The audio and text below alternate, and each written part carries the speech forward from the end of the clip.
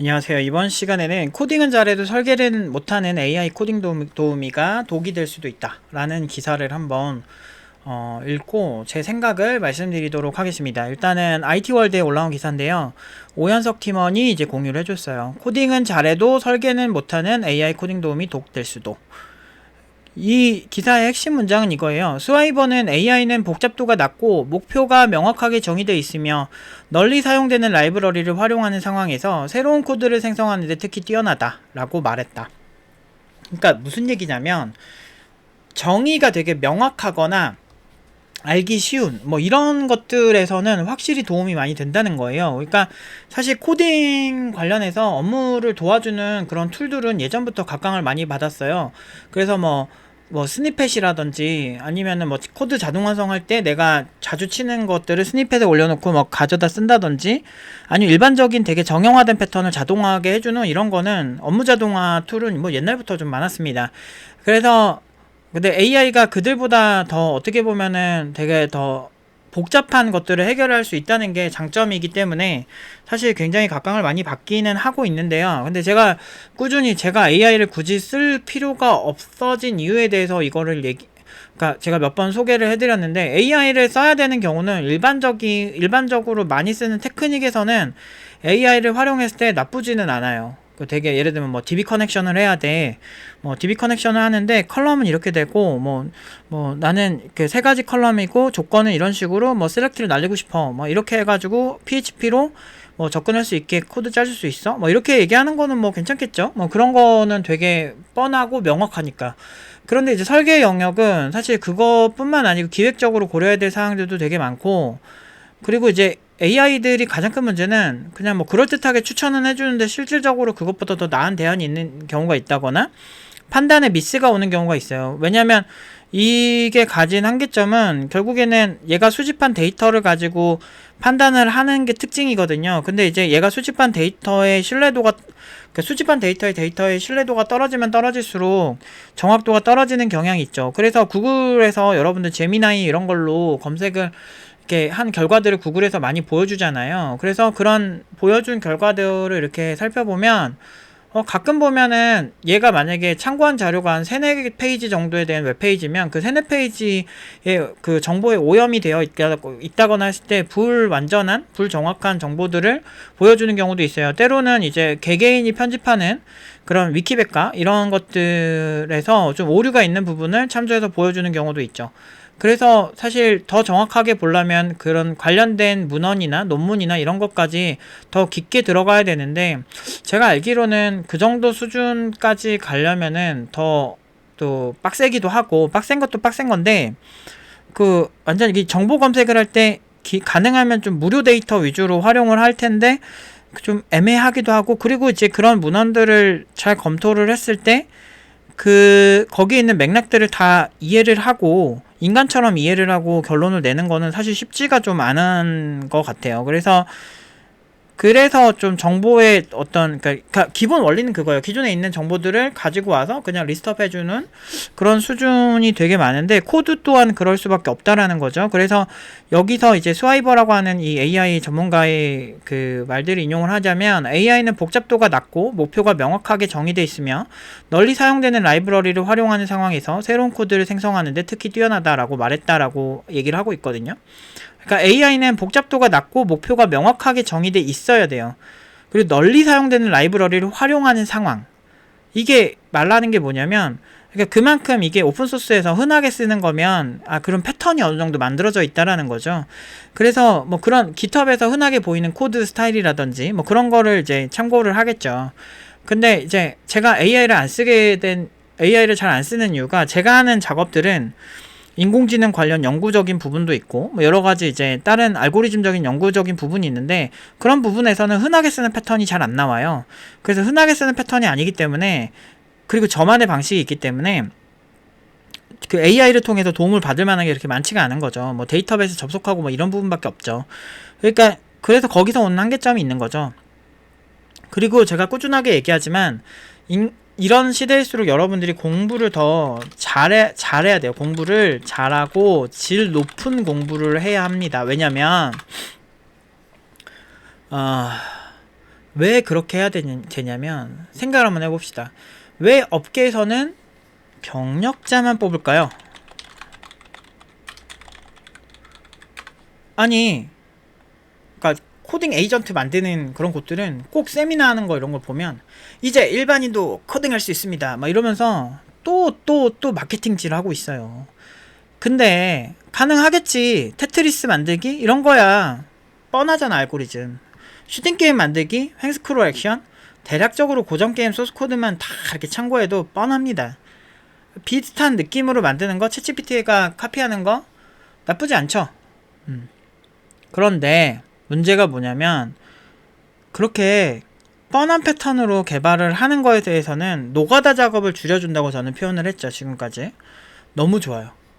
그런데 경력자들이 노가다 작업을 줄여주는 역할인 거지 아무것도 모르는 일반인들이 갑자기 막 슉슉 만들어낼 수 있을 정도로 그런 느낌은 전혀 아니에요. 오히려 잘 알고 훨씬 공부를 많이 하고 잘 알고 기술의 근원적인 부분을 더 잘하는 사람들이 활용을 했을 때 훨씬 좋은 도구. 그들은 노가다 작업을 할 이유가 없거든. 저도 노가다 작업하는 거 하면은 막 졸려요. 뻔한 패턴 이거 복사 붙여넣기 하고 있으면 되게 졸려요. 그런 작업보단 창의적이고 기존에 없던 그리고 되게 똑똑한 개발자들만 해야 되는 그런 머리 아프고 복잡한 작업이 훨씬 어떤 긴장도 되고 훨씬 더 재밌거든요. 근데 문제는 노가다 작업 뻔한 거는 누가 대신해줬으면 좋겠어. 근데 그런 거 할 때 AI가 너무 좋다라는 거죠. 그러면은 일반적으로 그 노가다 작업도 제가 노가다 작업이라고 표현하지만 아무것도 안 해본 초보자들은 감도 못 잡아요. 기술의 방향이나 그런 걸. 그러니까 건축으로 좀 얘기를 하면 예를 들어서 건축에 대해서 졸라 전문가야. 이제 로봇으로 이제 건축을 해야 돼. 그럼 얘한테 주문을 하겠죠. 우리는 소재는 대리석을 쓸 건데 센치는 한 4cm로 해야 돼. 왜냐하면 이유가 있을 거 아니야. 그 관련 전문가들은 4cm로 해야 뭐가 좋고 이런 식으로 또 안에 내열 단열은 이렇게 할 거고 소음 잡아야 되니까 여기는 어떤 소재를 넣어주고 요런 기본 틀은 다 알아야 그게 가능하다는 거죠. 그 구조랑 그렇게 했을 때 실질적으로 사람들이 그 집에서 살 때 느낌이 뭐가 다르고 이걸 했을 때 좀 인테리어적으로 뭐가 훌륭하고 또는 곰팡이가 안 쓴다든지 이런 거는 알아야지. 근데 자꾸 마케팅을 너무 자극적으로 하는 거예요. 마치 그냥 일반인들이 다 할 수 있는 것처럼. 이게 불편하지. 근데 이게 어쩔 수 없이 마케팅이니까.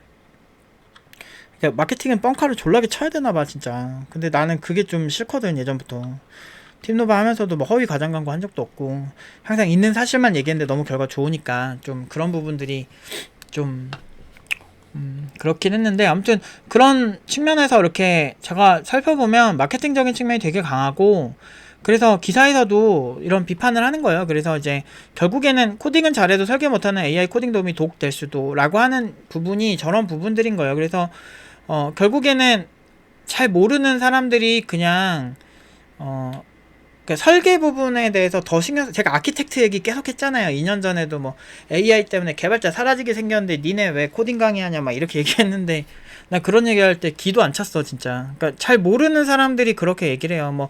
사실 무식하면 용감하다고. 잘 모르면 그냥 가만히 있으면 되는데 잘 모르는데 자꾸 이렇게 길들이려고 하니까. 그리고 가만히 있으면 저는 무식한데 기센 사람들 제일 싫어한다고 말씀을 드렸죠.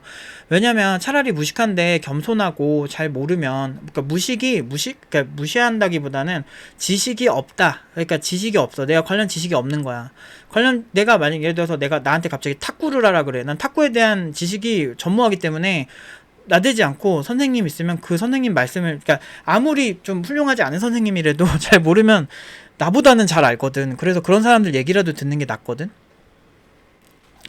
근데 국내에서 사실 제일 결과 좋은 그 결과를 내는 사람한테도 와서도 이제 AI 사라지는데 이러면서 가르쳐 주려는 거야 AI를. 근데 2018년도부터 우리는 학생들이 우리나라 AI 관련 학회에서 1등하고 그러니까 논문으로 충기학술대 정보처리학회 충기학술대에서 1등하고 거기 성균관 서울대 이런 데 나온 그 석사 이상분들 나오는 데에서 1등하고 그런 학원 그 팀장들한테 와가지고 가르쳐주고 몰랐겠냐고요 그게. 근데 2년 전에 그랬는데 지금 오히려 개발자 사라지기는커녕 오히려 경력자들이 더 이거를 부스터로 쓸 수 있는 상황이 됐잖아요. 그래서 항상 얘기하지만 이게 시장을 잘 봐야 돼요. 만약에 진짜 코딩 에이전트가 그렇게 훌륭하고 그러면 신입 개발자들, 저렴한 개발자들 뽑아서 코딩 에이전트로만 개발시키면 돼요. 근데 오히려 신입 개발자들에 대한 수요는 아예 없어지고 경력자들한테 많아진다는 건 이런 설계적인 부분들, 실제 써본 입장에서 얘기를 하는 거예요. 그래서 저도 프로토타입 만들거나 노가다 작업할 땐 좋구나 라고 해가지고 이게 놓고는 있는데, 이게 비용 대비 막 좋은지 잘 모르겠고요. 일단 아직, 그러니까, 그리고 제가 하는 작업이 보편적인 작업이 아니면, 특히나 연구나 이런 거면, 그렇게 도움이 많이 되는 것 같지는 않아요. 근데, 물론 이제, 더 좋아지겠죠? 좋아질 건데, 문제는 이 도구를 잘 쓰는 사람들이 더 좋겠죠. 그러니까 엑셀을 남들보다, 우리 옛날 시대를 생각해보면 엑셀을 남들보다 잘 쓰는 사람들이 잘 됐잖아요. 근데 어느 정도만 그냥 쓰면은 뭐 그냥 괜찮을 것 같아요, 저는. 근데 그것보다 오히려 더 중요한 거는 근본적인 공부들, 컴퓨터 사이언스 기본이 되는 공부들을 잘 하시고, 그리고 그거를 그러니까 자동화를 시켜도 알고 시켜야 된다는 거죠. 그래서 팀노바가 11년 전부터 얘기를 했던 게 아키텍트가 돼야 된다고 얘기하잖아요. 그 이유가 인공지능 기술에 대한 이해도가 높았기 때문인 거예요. 결국에는 이 구조나 이런 설계를 할 줄 아는, 기술의 근본을 아는 이런 훈련을 받은 친구들이 잘하거든요.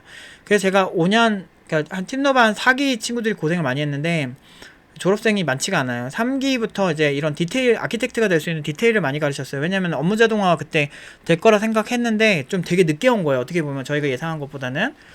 그래서 업무 자동화가 이런 식으로 됐을 때는 결국은 아키텍트적 역량이 필요하고, 그런 사람이 되려면 서버, 운영체제, 그리고 이런 뭐 스케줄링, 운영체제 스케줄링, 뭐 그리고 이제 그 코어부터, 커널에서부터 어떤 식으로 소프트웨어가 올라오는지, 그리고 OSI 7계층, 이런 어떤 컴퓨터 사이언스 근본적인 공부가 훨씬 더 중요해지고 있다라는 거죠. 그냥 이론적으로만 알지 말고 실제 개발해보고, 뭐 패킷 같은 것도 TCP나 UDP 같은 거, 와이어 차크 같은 걸로 찍어보세요. 찍어보시고 어떻게 날아가는지 보고, 얘가 이론적으로 말하는 게 실제로 그 와이어 차크에 찍히는지 한번 보세요. 디지털 신호가 어떤 식으로 처리됐는지도 보시고, 그러면서 막 이제 피부에 와닿게 공부해야 돼요. 이쪽은 주입식으로 절대 안 돼요. 그래서 이런 식으로 하면 독학을 하더라도 어렵죠. 물론 존나게 어렵지. 졸라 어려워 원래. 여기 졸라 똑똑한 사람들 많이 오는데요. 그런 똑똑하거나 아니면은 똑똑하지 않으면 저처럼 그냥 시간을 많이 쓰세요. 저는 제가 그렇게 똑똑하지 않기 때문에 지식을 최대한 많이 주입을 했죠. 그래서 후천적으로 똑똑해지려고 노력하고 후천적으로 지식이 많아진 거죠. 결국에는 타고난 게 똑똑한 사람들이 이기려면, 아니면 그 사람들이랑 같이라도 가려면, 그냥 뛰어나지 않은 사람은 시간을 많이 쓰는 수밖에 없어요. 저도 시간을 많이 쓰거든요. 공부하는데 시간 많이 쓰고 개발 많이 하고 거의 뭐 매일매일 합니다. 그러니까 그렇게 하는 사람들은 결국에는 뭐 천재들까지는 안 되더라도 꽤나 괜찮은 결과는 낼 수 있어요. 그거는 제가 여러분들한테 약속을 할 수 있는 부분들이에요. 꾸준히 하고 얘기를 하자는 거죠. 우리가 보디빌딩 대회 나가서 세계 1등을 할 자신은 없죠. 그건 타고난 사람들이 있어요. 신체가 어떤 근육이 타고나고 아닌 게 있잖아. 근데 우리가 코딩은 1등을 할 필요가 없어요. 그냥 그 상위 30% 안에만 들면 앞으로 잘 먹고 잘 살 거예요. 이런 AI 코딩 도구도 잘 쓰고, 그리고 근본을 잘 아는 사람들은 잘 될 겁니다.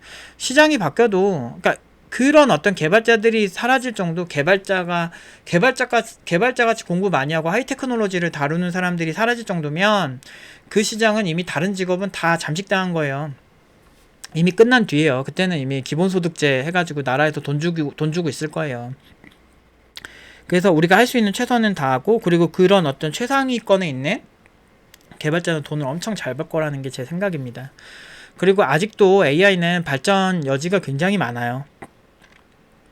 성능적인 부분도 아직 너무 느리고, 나오는 결과 대비 너무 느려서 하드웨어가 더 많이 발전을 해야 되고, 그리고 기존 알고리즘도 많이 개선이 돼야 되고, 그리고 알고리즘도 기존에 어떤 AI 무언가를 만든다고 했을 때 나올 수 있는 경우의 수가 너무 많기 때문에 그런 것들도 지금 연구가 실시간으로 되고 있고, 몇 달만 지나면 새로운 논문 나와 있고, 몇 달만 지나면 새로운 논문 또 어디서 나와 있고, 이런 게 지금 추세기 때문에 아직은 춘추전국시대고, 저는 그래서 한 10년은 지켜봐야 된다. 뭐 직업이 이제 사라진다 이런 얘기가 뭐좀 심각하게 나오려면은 한 10년 이상은 봐야 되는데, 문제는 그 안에서도 또 새로운 트렌드 찾아가는 또 똑똑한 개발자들이 있을 거예요. 물론 진짜 AI가 어느 시점에 가면은 진짜 거의 뭐 인간 같은 수준이 오겠죠. 강인공지능의 시대가 오겠지만, 그거를 너무 너무 강하게 이렇게 받아들이면 안 돼요. 그러니까 옛날에 백투더 퓨처에서도 막 날아다니는 스케이트보드를 막 2015년도에 나온다 막 이랬었는데, 지금 뭐 2025년도에도 날아다니는 스케이트보드는 없잖아요. 그러니까 이게 어떻게 될지 모른다니까요. 그러니까 그게 상상이죠. 사람들의 상상. 그리고 막 비트코인도 처음에 나왔을 때 비트코인으로 이제 모든 뭐 재화가 바뀌고 막 이런 얘기 되게 많았었는데, 지금 그게 벌써 한 15년? 나온 지 15년 지났는데 뭐 그 정도는 아니잖아요, 솔직히. 그러니까 이게 어떻게 될지 모른다니까요. 그리고 기술이란 게 여기까지 올라가는 거는 되게 빠르게 올라가도, 거기서 위에 있는 한 20%, 10% 거기 진짜 우리가 완벽하다고 생각하는 수준까지 올라오는 데까지는 시간이 꽤 걸릴 수도 있어요. 자동차 내연기관도 지금 100년이 넘었는데도 그렇게 됐잖아요. 그러니까 비슷한 겁니다. 아무튼 그렇게 생각하시고 보시면 좋을 것 같습니다.